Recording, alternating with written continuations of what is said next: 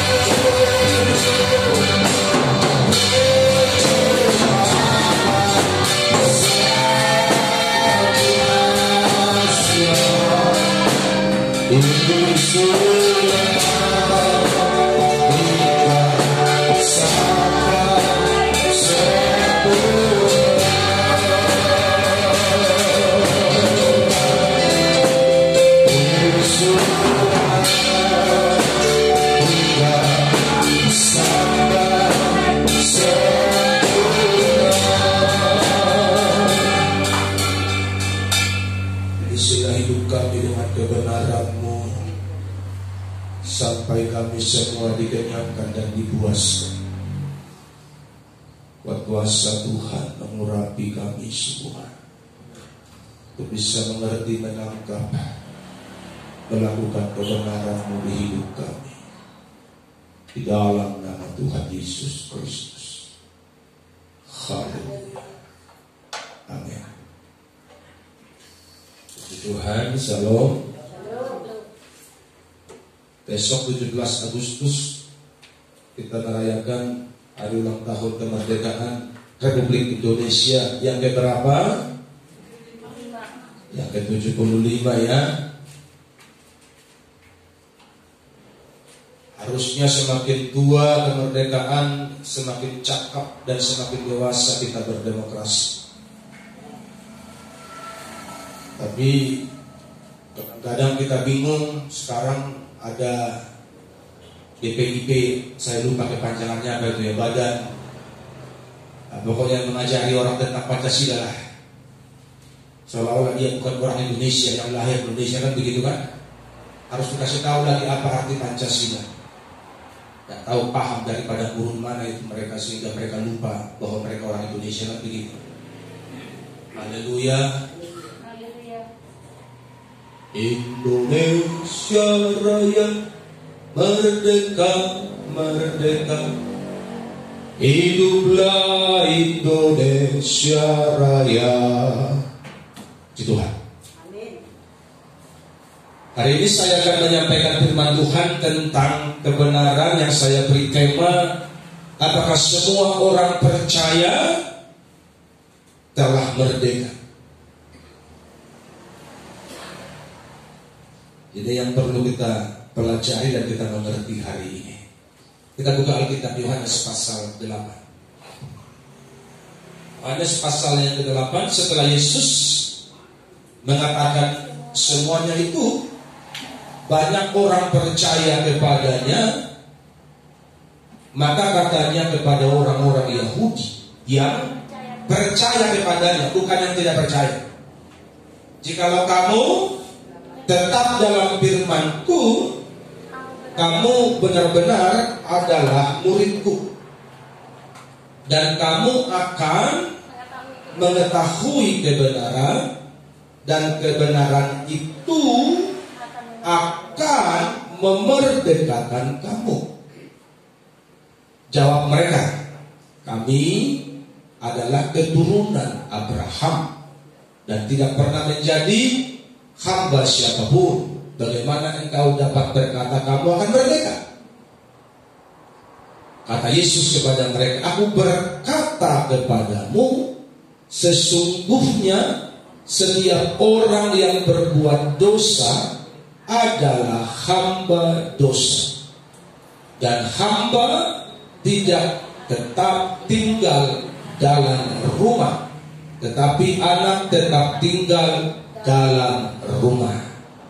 Jadi apabila anak itu memerdekakan kamu, kamu pun benar-benar merdeka. Bersama katakan amin. Saya akan mengajarkan kepada saudara tentang pengertian kemerdekaan yang sebenarnya secara rohani, sehingga kita mengerti dan paham hari ini, dan kita bisa menyimpulkan, kita bisa mengambil sebuah resume, dan kita berani berkata, aku ini sebenarnya belum merdeka ya, atau aku ini sebenarnya sudah merdeka. Penjelasan firman inilah yang akan menjadi jawaban bagi kita hari ini, merdeka atau tidaknya kita secara sesungguhnya. Yang pertama yang perlu kita mengerti, kemerdekaan itu adalah proses. Kemerdekaan itu adalah proses.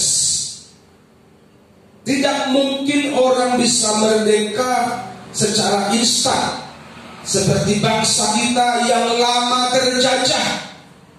Berapa tahun dijajah Belanda? 350 tahun. Jepang 3,5 tahun. Cukup lama kita terjajah. Bangsa Israel terjajah di Mesir 400 tahun. Jadi tidak ada orang yang merdeka secara otomatis. Kemerdekaan itu adalah sebuah proses.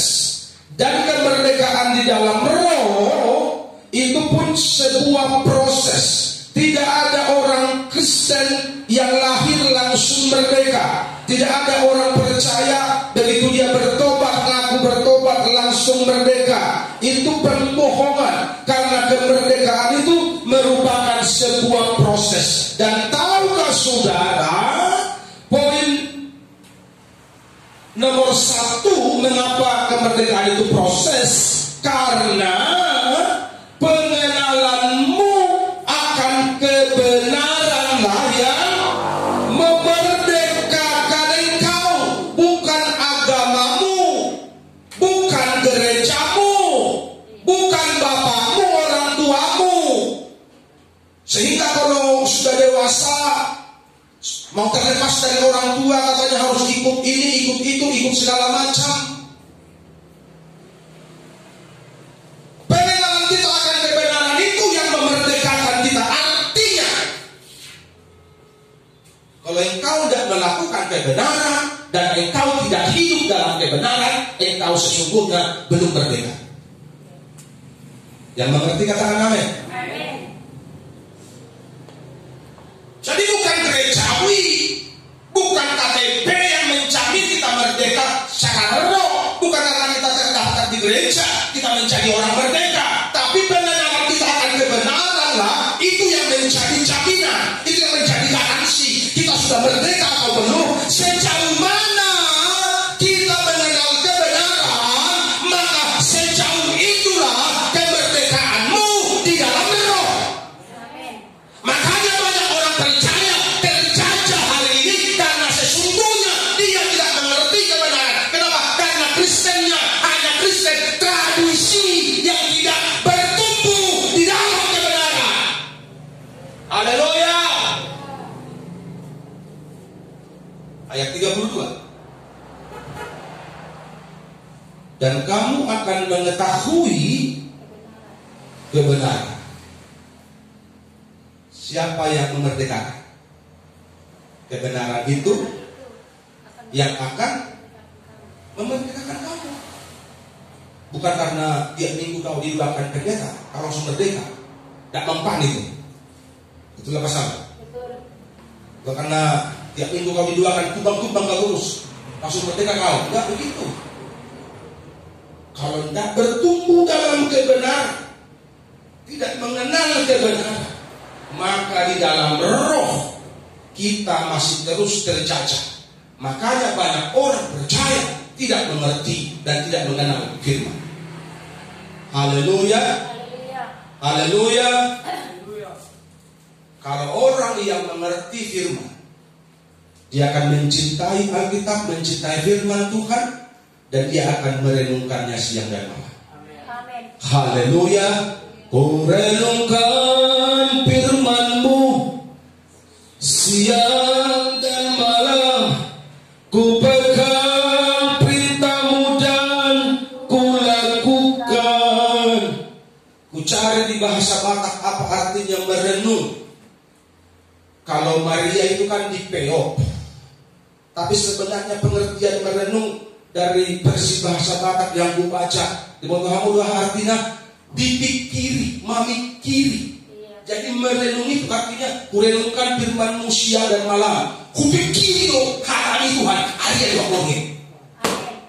Itu saya mulai. Haleluya. Kupikirkan terus firman-Mu tiap hari, pagi siang malam. Artinya pikiranku tidak ada lagi yang ngaco-ngaco, yang macam-macam. Kenapa? Karena Tuhan saja yang terus kupikir. Itu baru orang merdeka. Haleluya. Jadi merdeka atau tidaknya seseorang tergantung sejauh mana dia mengenal kebenaran. Haleluya. Kalau tidak mengerti firman, jangan mimpi kau merdeka. Dan orang yang terikat, orang yang terjajah tidak ada di kerajaan surga. Haleluya. Mari kita sadar hari ini. Sebenarnya kita ini hanya sekedar beragama, atau kita sudah naik ke level yang lebih tinggi. Kita sedang bertuhan. Kalau engkau bertuhan, engkau akan menyanyi begini: menyenangkanmu, senangkanmu, hanya itu kerinduanku. Haleluya. Itu kalau bertuhan yang benar, yang dipikirin itu, asalkan Tuhanku senang, semua ku relakan, namanya dimuliakan. Itu kalau bertuhan yang benar. Dan orang macam itulah yang merdeka. Haleluya. Makanya kemerdekaan itu proses dan cepat, atau namanya proses itu tergantung kesiapan orang yang menjalankannya. Makanya gak heran banyak orang Kristen 60 tahun umurnya, 70 tahun umurnya, gak ngerti apa-apa. Betul apa salah? Ibu-ibu, betul apa salah? Banyak orang percaya, orang Kristen yang sudah 70 tahun bahkan sudah mau mati, gak ngerti apa-apa. Padahal lahir Kristen, bapaknya Kristen. Kenapa? Karena kemerdekaan itu tergantung kesiapan. Proses tergantung pada kesiapan orang itu. Kalau orang itu gak beri hati buat Tuhan, biar dia umur 80 tahun tetap on di dalam roh. Ya, on dalam roh dan pengenalan akan Tuhan. Kenapa? Karena hatinya gak diberi buat Tuhan. Haleluya. Makanya tadi lagu kita kan, isilah Tuhan bejana hidupku, lepaskan dahaga jiwaku. Haleluya. Kalau hati kita penuh dengan kebenaran, maka engkau pasti merdeka. Haleluya. Tapi kalau hatimu penuh dengan kekhawatiran, hatimu penuh dengan kecemasan, hatimu penuh dengan galau, hatimu penuh dengan perkara-perkara dunia, maka itu yang akan membuat engkau terikat setiap hari. Kau akan terjajah. Dijajah oleh apa? Dijajah oleh kebutuhan. Engkau dijajah oleh apa? Oleh intimidasi kuasa gelap. Engkau akan dijajah oleh apa? Oleh keperluan keluarga, oleh makan minum. Engkau terjajah hanya masalah uang belanja. Padahal Tuhan sudah bilang begini: lihatlah burung di udara, makannya Tuhan beri. Bunga bakung di padang, Dia hiasi. Sehelai rambutku tak jatuh jika Tuhan tak kehendaki. Sebab itu tak perlu khawatir, Tuhan selalu peduli. Katakan amin. Jangan mau terjadi hanya soal makan minum, soal pakaian, soal rumah, soal kendaraan, soal uang sekolah. Tuhan sudah berjanji, akulah gembala yang baik. Gembala yang baik itu dia bertanggung jawab kepada domba-dombanya. Makanya jadilah domba yang baik supaya kau diberi makan puas sama Tuhan. Haleluya. Haleluya. Jiwamu pasti dipuaskan. Karena kau dituntun ke air yang tenang. Minumlah sepuasnya. Kau diberikan kepada rumput hijau. Makanlah sepuasnya. Siapa yang tuntun? Tuhan Yesus si Parmahan. Au biru nado. Haleluya. Lepaskan jiwamu hari ini supaya kau merdeka dalam Tuhan. Amin. Haleluya. Jangan mau terikat dengan perkara-perkara dunia yang gak jelas, yang sementara ini. Haleluya. Kalau Saul puluh sendiri. Dampar meamantano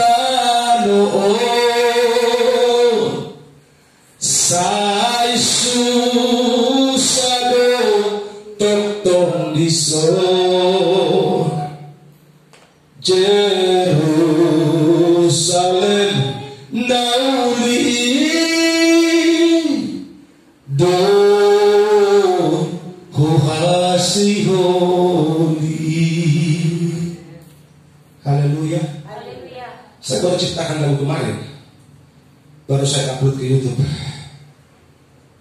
Hidup ini, hidup hanya sebentar. Itu judulnya. Ada yang pasti di dunia ini. Itu kata-kata pertamanya. Makanya yang belum punya Android, buru-buru beli Android. Haleluya. Karena kita dipaksa oleh situasi, oleh zaman, karena kebaktian nggak bisa sering-sering. Karena situasi kita hidup di new normal, kita pun kebaktian nggak kalah panjang-panjang, sejam lebih sedikit. Jadi hari-hari kita diisi dengan apa? Kebenaran kita diisi dari media, dari YouTube, dari TV-TV atau radio-radio rohani, apalah namanya, yang penting bisa membangun rohani kita. Katakan amin. Haleluya. Makanya banyak renungan yang saya sudah bagi di YouTube, banyak lagu rohani yang saya ciptakan. Makanya buka lagi tiap hari supaya kau terbangun. Haleluya. Bisa beli baru, beli second lah. Yang second murah-murahnya. Ikat dulu pinggangmu sebulan, bisa kau beli. Haleluya.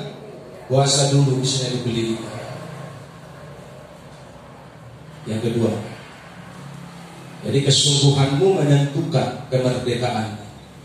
Kalau kau tidak sungguh-sungguh, maka kau tidak merdeka secara total. Yang kedua, sejauh mana kita telah merdeka. Mungkin yang satu bilang begini, Pak, aku mah udah merdeka banget lah. Aku kan udah tua, udah merdeka lah. Siapa bilang? Aku kan sudah bekerja, Pak, udah pasti merdeka lah. Aku kan sudah pimpin pujian, Pak, sudah pasti merdeka lah. Aku kan sudah penuh roh, Pak, sudah pasti merdeka lah. Kata siapa? Ada tolak ukur seseorang itu sudah merdeka atau tidak. Dan tolak ukurnya apa? Kebenaran. Kebenaranlah yang menjadi tolak ukur dari kemerdekaan kita masing-masing. Semakin banyak engkau mengerti, semakin engkau dimerdekakan. Amin. Semakin banyak engkau mengenal, semakin banyak engkau merdeka.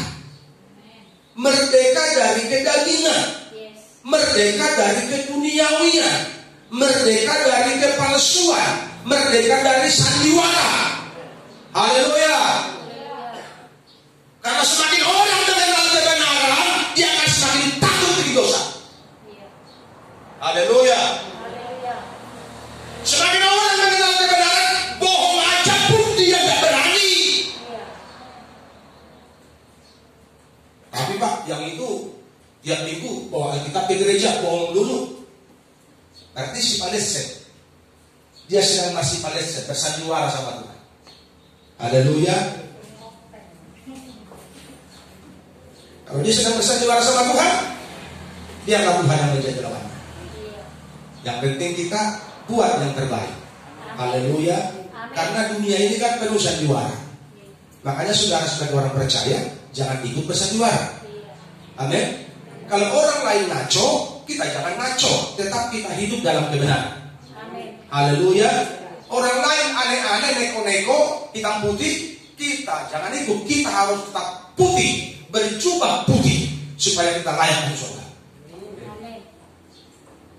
Sejauh mana kita menghidupi kebenaran dan menjalankannya. Ku pegang perintahmu dan ku lakukan. Sejauh mana kita menghidupi kebenaran dan menjalankannya, itulah makna kemerdekaan rohani kita yang sesungguhnya. Makanya kenapa bangsa lambat maju? Karena cara menjalankannya kurang pas. Itulah masalah. Haleluya. Kalau cara menjalankannya pas, saya percaya akan cepat maju. Tapi kalau cara menjalankannya penuh dengan intrik dan kepentingan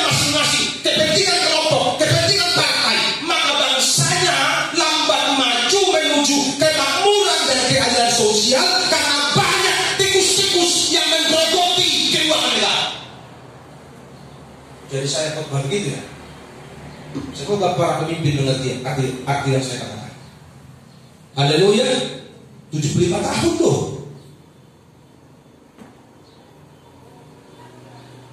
Udah tua itu. Betul apa salah? Udah tua 75 tahun merdeka. Jangan disemalungun aja, kasih usah-usah dulu. Semoga pemimpin mengerti dan mendengar. Haleluya. Gak singkat itu 75 tahun. Kita aja belum tentu nanti umur kita sampai 75 tahun kan?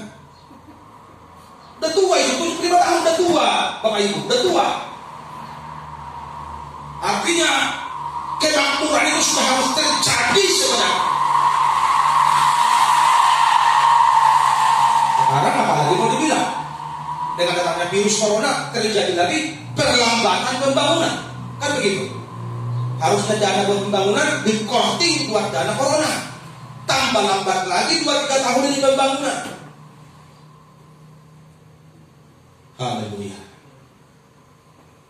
Jadi sejauh mana kita mengerti kebenaran dan menjalankannya, itulah makna kemerdekaan rohani kita yang sesungguhnya. Jadi kalau kemerdekaan secara fisik di bangsa kita pun, kalau salah menjalankan maka akan lambat maju. Rohani kita pun sama. Kalau kita salah menjalankan, hidup suka-suka, tidak nurut kepada kebenaran, maka akan lambat kemerdekaan itu kita nikmati. Haleluya. Jadi supaya kita betul-betul merdeka, yang pertama kita harus jadi murid. Ayat 31 berkata begini. Maka katanya kepada orang-orang Yahudi yang percaya kepadanya, jikalau kamu tetap dalam firman-Ku, kamu benar-benar adalah murid-Ku. Tetap dalam firman-Ku, tetap dalam kebenaran-Ku, kebenaran Tuhan, bukan kebenaran yang lain. Memang Pak, ada kebenaran yang lain, banyak kebenaran yang lain. Menurut gereja kami begini, kan begitu. Itu kebenaran yang lain. Menurut gereja kami begini. Haleluya. Di gereja kami boleh kok begini. Di gereja kami begini biasa, nggak salah. Makanya yang memerdekakan itu bukan kebenaran yang lain, tapi kebenaran yang absolut yang datang dari Tuhan Yesus. Dan semua orang percaya harus mengikuti kebenaran itu, bukan kebenaran yang lain. Katakan amin. Amin. Kalau di kebenaran lain, kan di gereja lain kan si tua merokok, pendeta merokok kan boleh. Bebas. Karena mereka punya kebenaran sendiri.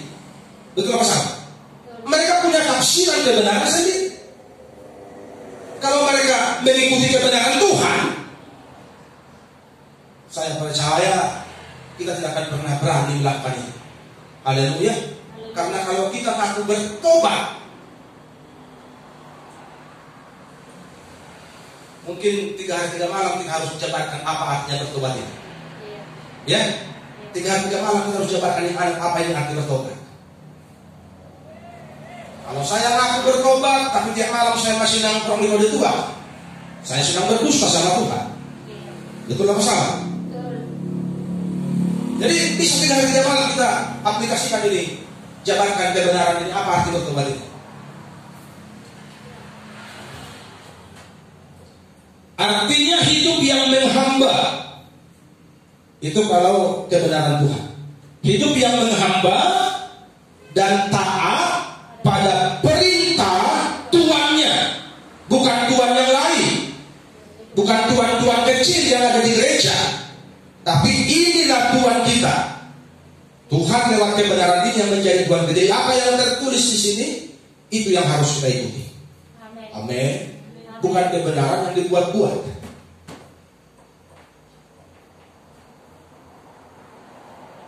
Firman adalah kebenaran. Dan kebenaran yang seperti apa yang dapat memerdekakan. Ini pun perlu kita mengerti hari ini. Kebenaran seperti apa yang bisa memerdekakan. Bukankah semua pendeta khotbah pakai firman? Betul apa salah? Bukankah di semua gereja di kolong langit ini khotbah pakai firman? Semua gereja, semua denominasi khotbah pakai firman. Jadi kebenaran seperti apa yang memerdekakan? Kita perlu memaknai ini secara dewasa. Makanya 2 Korintus 3 ayat 6 berkata, sebab hukum yang tertulis, ini hukum yang tertulis, yang sudah dibukukan ini namanya hukum yang tertulis, logos. Hukum yang tertulis itu apa? Mematikan. Tetapi roh menghidupkan. Jadi kebenaran itu, khotbah itu, kalau tidak diurapi dengan kuasa, dengan Roh Kudus, maka khotbah itu tidak akan pernah bisa memerdekakan orang. Jadi bagaimana supaya khotbah itu bisa memerdekakan orang? Yang mengkhotbahkan pun harus penuh Roh Kudus. Tidak hidup dalam kedagingan, karena kalau hidup dalam kedagingan, maka khotbahnya tidak pernah berkuasa. Haleluya. Makanya hidup harus sungguh-sungguh, tidak main-main. Katakan amin. Kita bukan sedang berpidato. Kalau khotbah tanpa urapan, itulah yang disebut pidato. Orasi. Dan orang begini lebih cenderung membaca, ditulis khotbahnya. Karena mimbarnya tinggi, tidak terlihat. Jemaat jauh di belakang sana karena gereja besar. Dia baca. Dia baca, saudara-saudara. Saudara-saudara. Jadi firman Tuhan menjadi sekedar berita. Firman Tuhan menjadi sekedar penambah wawasan. Firman Tuhan menjadi sekedar informasi yang mengisi logika. Tapi kebenaran itu tidak bisa menyentuh hati. Makanya tidak sedikit, bukan tidak sedikit, sangat sedikit orang percaya yang hidup sungguh-sungguh. Kenapa? Karena khotbah itu tidak sanggup lagi mengubah hati mereka. Kenapa? Karena pengkhotbahnya pun masih dalam kedagingan. Haleluya.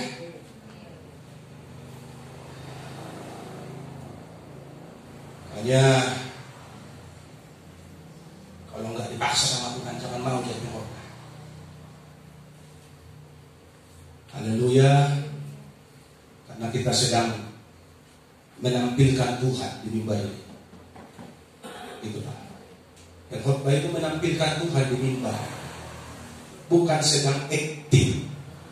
Haleluya. Kalau yang acting itu berbahaya. Menutupi kekurangan, kupakailah jubah yang panjang, maka daster-daster malam tiap minggu. Kamu udah sudah pakai daster ini? Kupakai selempang yang panjang-panjang, supaya dipandang orang bapak rohani dan orang akan hormat bapak pendeta. Tapi Tuhan melihat hatiku asli atau palsu. Haleluya. Hanya tampil aja apa adanya. Kau usah pura-pura, karena hidup ini benaran, bukan sedang bersandiwara. Hukum yang tertulis ini mematikan. Makanya banyak orang baca ini jadi ngaco dan sesat. Banyak orang-orang agama lain, saudara lihat di YouTube dan segala macam, banyak agama-agama lain. Bahkan banyak katanya yang ngaku mantan pendeta pindah agama, mereka mempersoalkan ini. Mereka menafsirkan seenak jidat mereka. Kenapa? Karena hukum yang tertulis itu mematikan. Jadi mereka salah tafsir, tidak ngerti. Kenapa? Karena mereka bukan menafsir seperti yang Tuhan mau. Namanya aja menafsir dengan hati rusuk, menafsir karena hati culas, menafsir karena sentimen sama orang. Ya otomatis tafsirannya seenak gua lah. Haleluya. Roh yang apa tulisannya mematikan, tapi roh menghidupkan. Jadi khotbah itu akan menjadi rema. Rema artinya secara sederhana khotbah yang bisa menjawab kebutuhan, khotbah yang mendarat di hati jemaat. Itu kira-kira bahasa lebih mudah dimengerti. Khotbah yang mendarat di hati jemaat. Karena kalau pesawat nggak mendarat, dia mutar-mutar terus, itu bahaya. Betul apa salah? Khotbah pun begitu. Kalau khotbah mutar-mutar terus nggak mendarat, itu bahaya. Gak jelas. Nanti bisa jatuh di laut. Tiba-tiba amin, sampai di gas. Gak jelas di mana awalnya, di mana akhirnya. Jadi khotbah itu pun tujuannya apa? Supaya mendarah di hati jemaat. Haleluya. Kalau mendarat di hatimu, dia bertumbuh 30, 60, bahkan 100, maka engkau akan menjadi orang baik dan engkau berlaku di Tuhan. Haleluya. Sudah mengerti hari ini. Makanya kita perlu selektif bertuhan, selektif bergereja. Jangan bilang begini, pendeta sama, nggak sama itu. Saya berani bilang nggak sama. Jabatannya yang sama. Kalau jabatannya sama-sama pendeta. Tapi hatinya, panggilannya, motivasinya perlu diperjelas. Itulah masalah. Haleluya. Apalagi kalau misalnya saya jadi pendeta saudara ini kaya nih, saudara kaya ini contoh nih. Kaya yang satu pengusaha mebel, satu punya lahan seperti misalnya Pak Panjaitan punya sawah 60 hektar gitu kan. Dia bilang begini, Pak, sudahlah, Bapak usah pusing-pusing. Kami gaji Bapak 1 bulan 10 juta. Udah, tugas Bapak udah santai aja. Akan tidur, berdoa, khotbah gitu. 10 juta sebulan. Saya langsung bilang, terima kasih Tuhan. Tapi kalau sudah, hatiku bisa terkawal sama uang ini. Betul masalah. Dan kalau saya khotbah kasus ini, nanti Pak Panjaitan pulang ke Pak, jangan keras-keras khotbahnya Pak. Itu terlalu menyinggung Pak. Nanti 10 juta jadi kurang Pak, jadi 8 juta. Kan begitu. Kenapa? Karena Bapak terlalu sadis loh.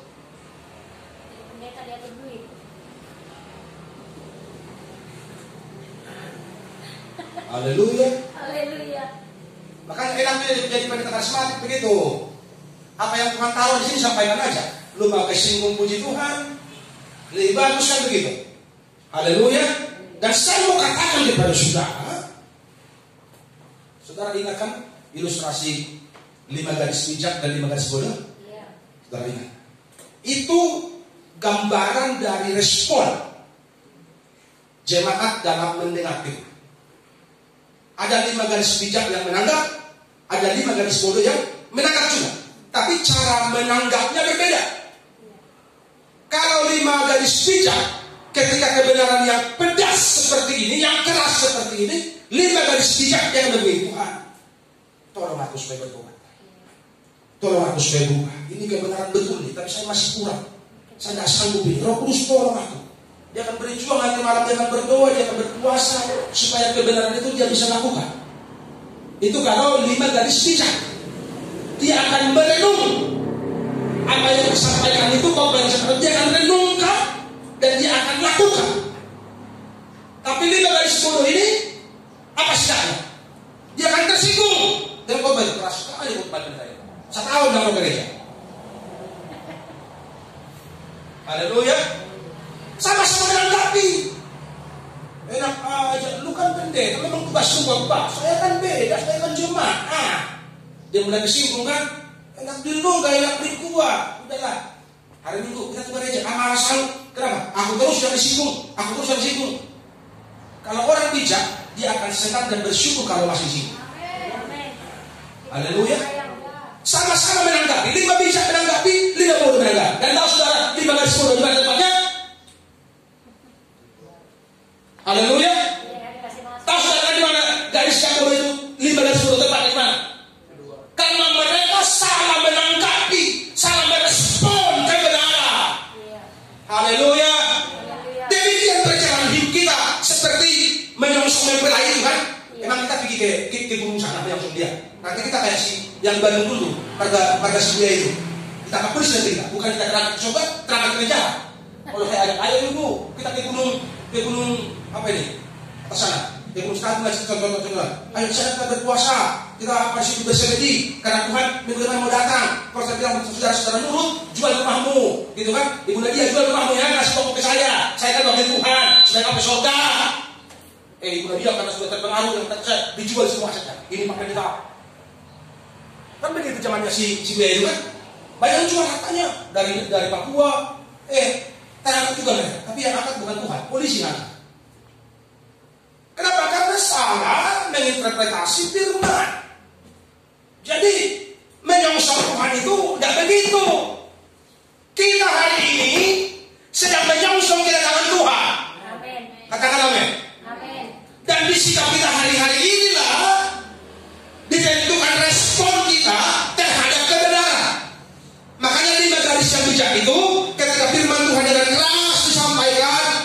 Tuhan tolong aku.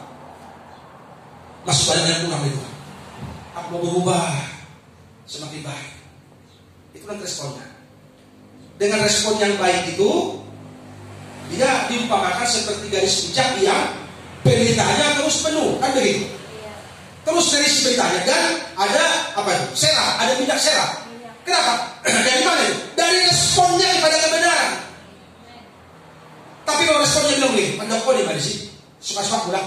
Secara tidak langsung persediaan minyaknya makin habis. Karena salah respon kepada firman Tuhan. Itulah masalah. Jadi begitu nanti di ujungnya nggak habis minyak. Kenapa? Karena responnya di garis yang bodoh. Disinggung sekali, 6 bulan tidak. Disinggung sekali 2 tahun tidak dapat. Kan begitu. Saya percaya di sini orang-orang yang sudah kebal disinggungkan ya. Kan ada juga yang disinggung itu karena kebal, biarin aja lah. Emang udah kebal, nyakut begitu. Itu pun salah juga respon begitu. Udah kebal, memang sudah begitu dengan kembal api itu menyinggung terus, sudahlah, biarin aja. Itu kebal namanya, payah juga itu. Artinya nggak sensitif lah. Kan begitu. Kita harus sensitif kepada kebenaran. Katakan amin. Kebenaran yang diurapi Roh Kuduslah yang dapat memerdekakan orang percaya. Haleluya. Bukan hukum yang tertulis ini. Makanya setan itu takutnya sama doa orang yang diurapi, bukan sama doa orang Kristen. Itu masalah. Amin. Kalau kau diurapi kamu Roh Kudus ada setan, keluar, lari dia. Tapi kalau doanya nggak diurapi, hidupnya nggak benar, mau dia paresis, mau dia situa, mau dia tuhanir, apapun jabatannya, kalau nggak diurapi, nggak benar, dia harus setan. Bukan setan yang lain, dia lari sama setan, dari setan. Ketakutan dia. Kenapa? Karena dicari-cari seperti anak-anak sekolah ini. Betul masalah. Jadi begitu pentingnya, begitu perlunya urapan itu bagi kita, karena itulah yang memampukan kita menaklukkan dosa, menaklukkan kegelapan, menaklukkan godaan setan. Haleluya. Makanya ketika iblis mencoba Tuhan, apa Tuhan bilang? Ada tertulis. Itulah masalah. Padahal Tuhan Yesus adalah kebenaran. Dia firman. Iblis pula lagi, putar lagi. Begini loh. Kan lah. Wah. Dia mulai murah. Mau gak capcay? Kalau misalnya Tuhan itu orang mata, kalau ini, belum nggak tahu kan, gua saksau, bukan capcay, saksa. Terus kita lihat, mahkota mana enggak? Tanya lah, lu kan tahu esratin gua, dan mahkota. Tapi Tuhan selalu bilang begitu, ada tertulis. Iblis putar lagi lidahnya, ada tertulis. Iblis goyang lagi dengan tahta, ada tertulis. Jadi begitu ajaib firman ini. Amin. Makanya firman ini yang memerdekakan kita. Amin. Makanya pelajari, renungkan, dengar setiap hari supaya kita semakin merdeka dan akhirnya kita merdeka secara total. Amin. Kalau sudah total, kita akan menjadi orang-orang yang bebas dalam roh. Hubunganmu dengan Tuhan tidak akan pernah terganggu lagi dengan keperluan-keperluan dunia karena engkau sudah bebas. Haleluya. Mari kita berdiri.